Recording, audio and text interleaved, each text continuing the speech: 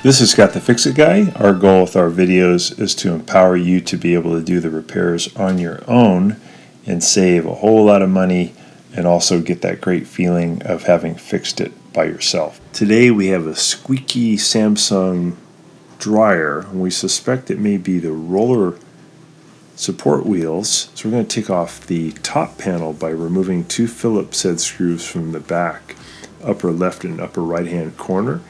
Take out those screws, and then you can slide the upper panel back away from you.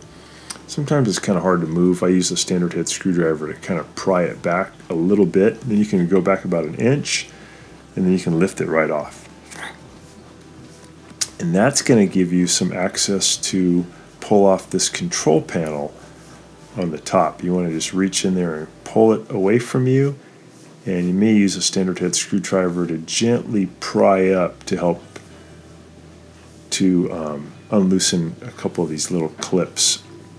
And then you want to wiggle it towards you and pull it off. And then there's a couple of electrical connectors you have to undo to totally remove the control panel. You want to remove these two Phillips head screws here at the bottom.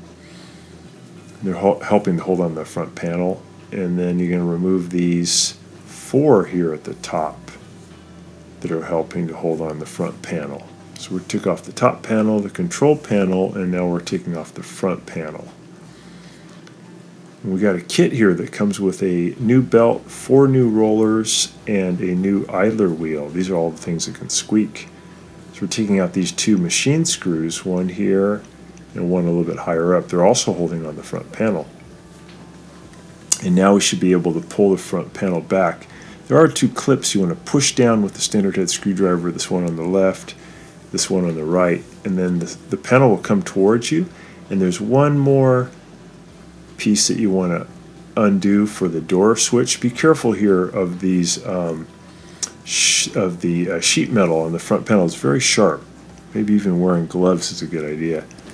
We're taking out a couple of Phillips head screws here that are on the filter ducting, and we're going to get that out of the way. There's 3 of them in total, and then we'll pull the ducting down and toward us to remove it.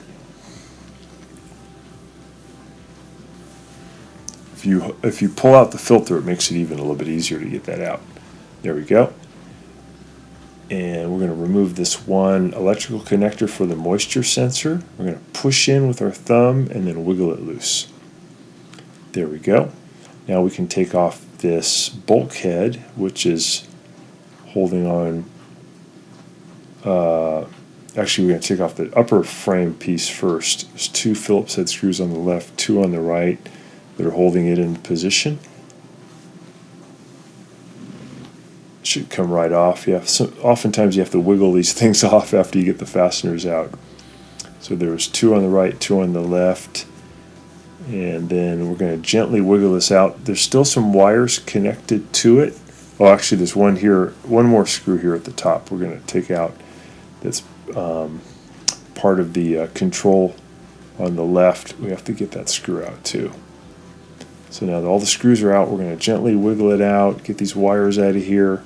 And then there's some wire holders here on the back. We're just going to untwist them, get the wires out of there, and we can take this panel off. And then we take off the bulkhead is the part that's holding the tumbler in position. And we want to remove that by removing 4 screws that hold it in.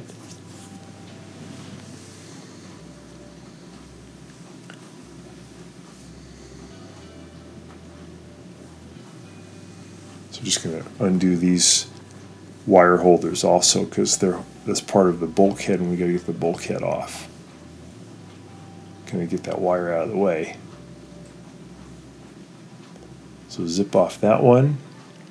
Yeah, the kit that has the 4 rollers and the new belt and the new idler wheel was only like $35. Pretty good deal. Got it at Amazon.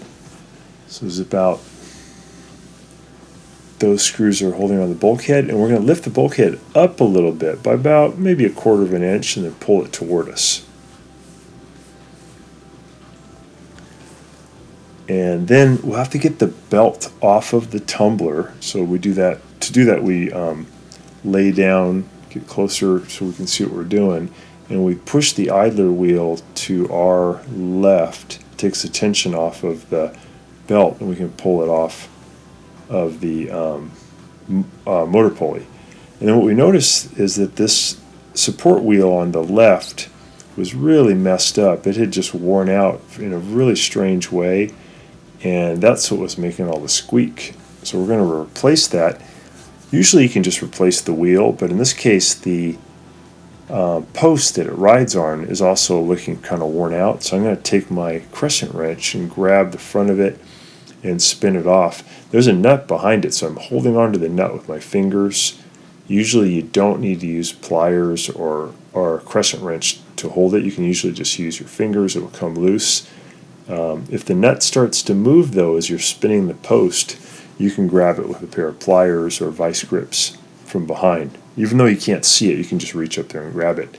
But in my case, I was able to just hold the nut with my fingers and spin this thing off. Now the new wheel comes on a new shaft, and sometimes you don't need the shaft because they're not worn out. In this case, this one is worn out. So we're going to be holding onto the nut, spinning off the old one, and then we'll just, while we're holding the nut, we'll spin on the new one. I put it in the washer, and then the post goes in. I'm going to spin it in by hand. I'm holding onto the nut until it gets finger tight, and then I'll use my crescent wrench to get it a little tighter. And the nut, I thought might move. I thought I might have to use pliers, but it just self-tightened.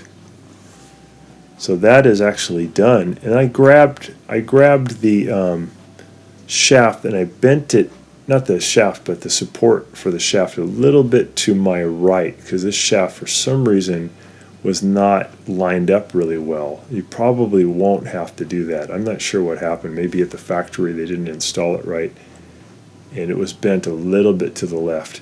I'm also replacing the one on the right, although it doesn't really look too worn out, but while I'm here I'll replace it. So I pulled it off by removing the little plastic holder.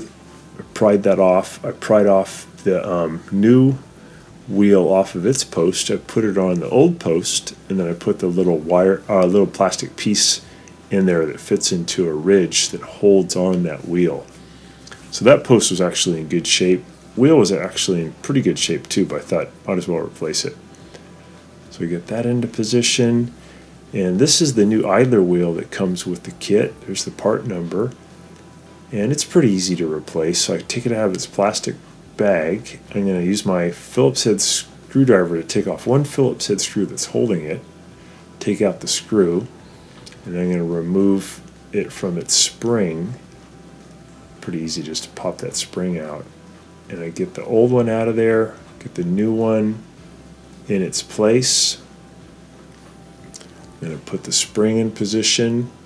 I'm going to line it up, and then I'll put that screw back in, finger tight first, and then I'll tighten it up with the Phillips head screwdriver. Make sure when this is done that idler wheel and its support can move up and down really easily. I may actually feel a little loose. It might be a little sloppy, like you can move front and back a little bit too. That's okay. That's normal. But it has to be able to move up and down.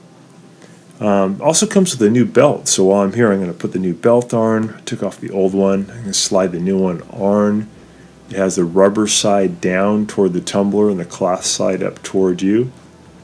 And then I'm putting on new support wheels also on the front bulkhead, and I did the same procedure. I just pried up on the little plastic clip, and then I'm taking the wheel off of the post. It comes on the post from the Amazon. I'm going to take it off of the post, and I'm going to go ahead and put this new wheel on the old post. Sometimes you might have to remove the old post and replace it with a new one, but usually they're not worn out. The part that normally wears out is the wheel itself. It's a little bit hard to get these on. Sometimes you gotta twist them and push them on, and they fit on really snugly onto the shaft. And then I'll put the little plastic clip on, And then I'll repeat that same procedure for the other wheel. So we actually have 4 new wheels. In this case, we have only 1 new post because only one of them was worn out. We replaced also the idler wheel and the belt. Putting the tumbler back on, I'm making sure that it's riding on those back support wheels, making sure the belt is lined up on the old marks that was left from the old belt. I'm going to lay down here and I'm going to push the idler wheel to my left and get the belt over onto the motor pulley. And then I'll spin the tumbler to make sure the belt is not going to slip off. I'll make a full revolution. If you forget to do this step, sometimes when you put it all back together and you start it, the belt slips off. So make sure that while you still have it open, make sure that belt's going to be okay. Putting the bulkhead back on, making sure that the front wheels are supporting the tumbler, and then I'm going to get the bulkhead lugs here to fit into the frame. So there's 4 of them. There's the 2 upper and 2 lower. Just kind of finagle it, wiggle it around until it all fits in. I'm making sure that the tumbler can spin easily. And I'll add the 4 Phillips head screws that hold the bulkhead to the frame. Get those tight.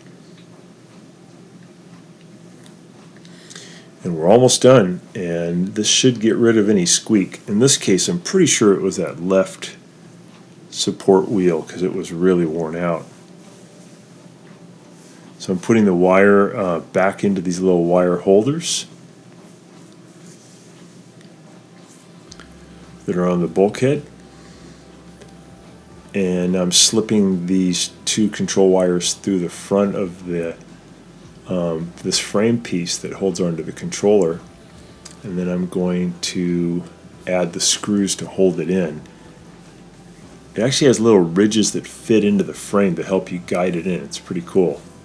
So just take your time here. This part's a little tricky. You want to make sure you line everything up. And we'll add in the screws here. There's 2 here on the left, 2 on the right, and there's actually 1 on the very top too for part of this control box. So we got those in on the left. We'll do the ones on the right. We're going to put the moisture sensor controller back together, the wire. Click that together. And then we're going to put the ducting back on, the part where the filter hangs out. Push that back up, and then we're going to add the 3 screws that hold that on. 1 on the right, 2 on the left.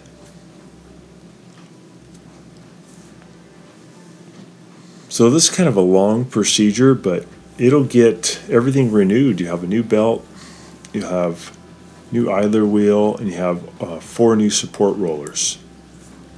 We're going to go ahead and put the front panel down onto its little lugs in the front, and we're going to put the